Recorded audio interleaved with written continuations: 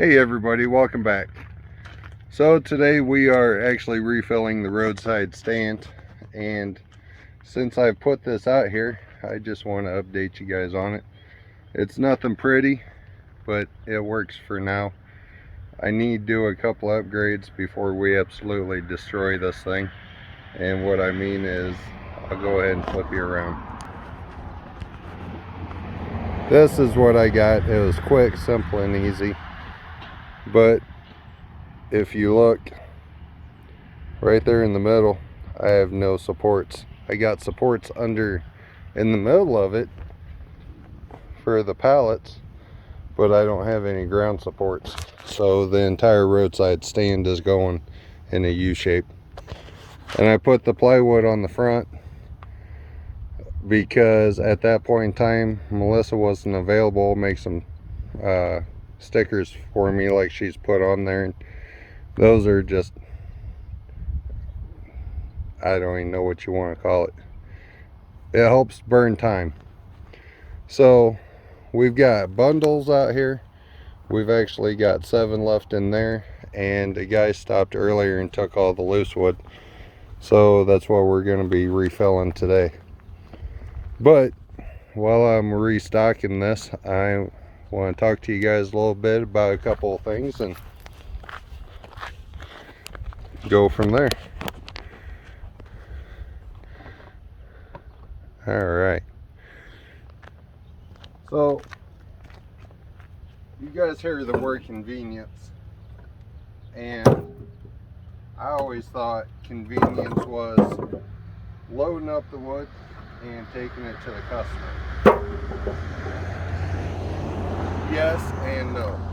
And here's what I mean by that.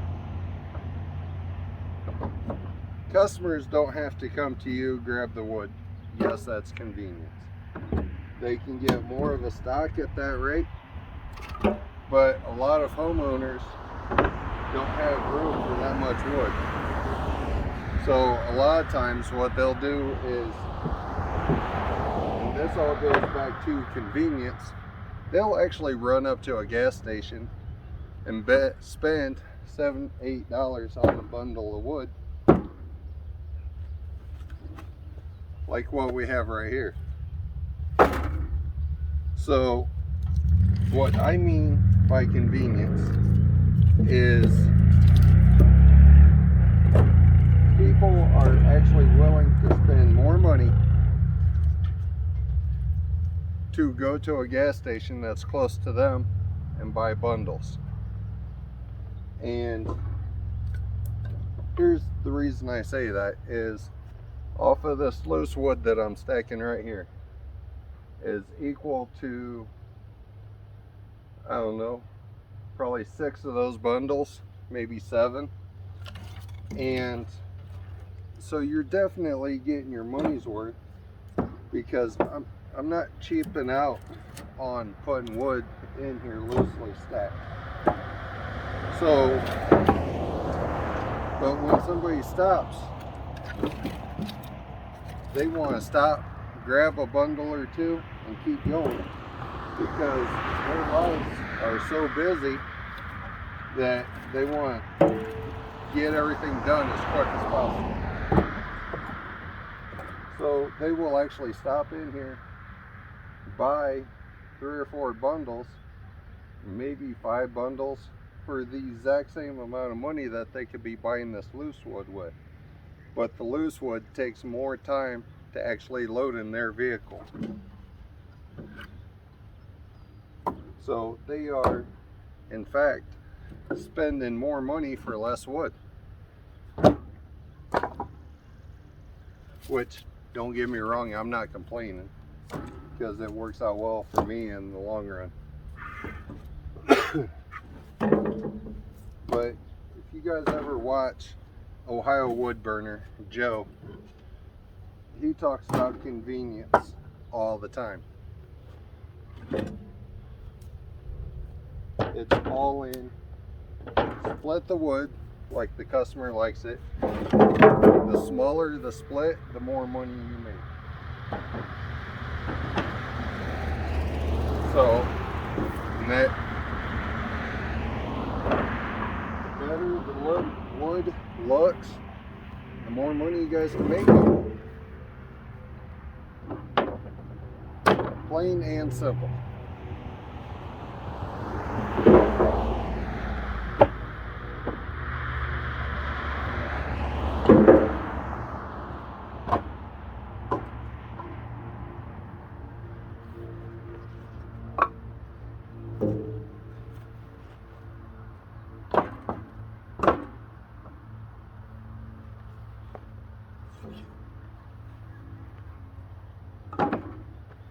Alright, that part is done. Give you a look here. All that wood right there is $25. I've got 1, 2, 3, 4 bundles here in the front and 3 in the back. And I've had this up, what, about a month now? And I just emptied the loose stack of wood today. Excuse me. So what I'm getting at is, the better you package your wood for the customer, the more they're going to buy. Learn what the, I'm going to say, economics are in your area and go with that route. So in my area personally, bundles are it. So I've already had a couple of gas stations, campgrounds hit me up, and I've actually turned it down for a couple of different reasons. Number one is I actually just took on another larger order, and it's not bundles, it's not a truckload or anything like that, but it's a half cord of wood going down to a customer, one of my previous customers in Bluffton, Indiana. And the only reason I'm doing that is customer satisfaction. He was happy with the wood last year. I'm going to get him taken care of again this year. So with that 8 cord order going out, now I got this half cord going out, and I told the guy I would have it there in about 3 weeks, which he was happy with that because he still has some of the wood left over from last year, and he knows it's good quality wood, so he's willing to wait for it. I don't like pushing customers out like that, especially when they're comebacks, but sometimes you gotta do what's best for you. So what else we actually had going on today is I'll flip all this ground here, not what's over there. You see the dirt line in the cornfield? That's my property line. My dad and I actually spent time today with the harrow and a fence panel getting this leveled out. We have a couple more hours because the more we go over it, the more rocks we pick up and whatnot. So I'm thinking in probably 2 weeks with my work schedule, we'll actually begin that planted in grass seed and show you that.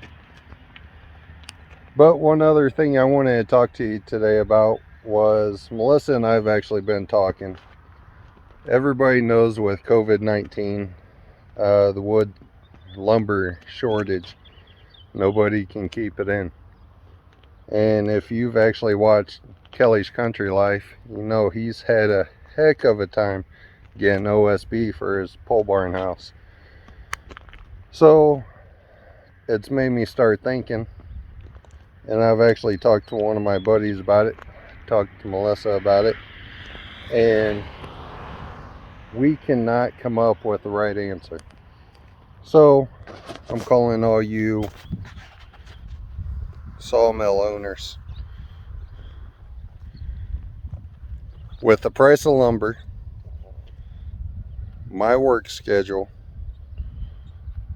yes, I've got woods I can get logs out of, but with time efficiency and everything else, I think it would be easier to order a truckload of logs. With that being said, is there a noticeable price difference in lumber if you do it on your own? Yes, granted, you can do it your way. You can have actual 2x4 lumber, 2x8, 2x10, 1x4, whatever. I still can't do OSB, I still can't do plywood, so I'm still in the neck of buying that. So listen to this guy, he's getting it. Was getting it. But anyways, is there enough of a price difference of me actually doing it on my own, or should I just go out and buy the lumber? I've not been out for a little while to buy lumber, so I don't know what the actual prices are in my area. But if we were to go out and buy a sawmill, I was watching like that wood guy. He got that Wood Miser LX15. I looked up online. That's like a $3,000–$4,000 sawmill. Plus, I don't have the knowledge of it, which I don't think it's that hard. Just like Mike Morgan, he just kept on watching YouTube videos, kept on learning that way. So what I'm saying is there enough of a price difference that I can actually justify going out and actually buying the sawmill? I don't have the wood readily available to me, so with my work schedule, getting logs here to sawmill and stuff like that, is it worth it? I don't know, plain simple. So, and that's the biggest thing is, yes, I can start doing live edge slabs for customers, start selling it that way. But the biggest reason I'm looking at doing it is because Melissa and I are still remodeling there it is. So, and we're actually going to be needing a lot of 1x materials, a couple of walls that I have big plans for in there. So I'm stuck, guys. I don't know what to do. So leave down in the comments what your thoughts are. Is it worth me getting a sawmill? Because once I'm probably done with the house, I'm probably going to be done with the sawmill. I don't know. So leave down in the comments what your actual thoughts are, and I'll see you on the next video. Thanks for watching, guys. Have a wonderful week with your families. Be safe, be kind, help somebody out this week, and we'll see you at the next one. Thanks for watching. If you like these videos, please click like, subscribe, and share them with your friends.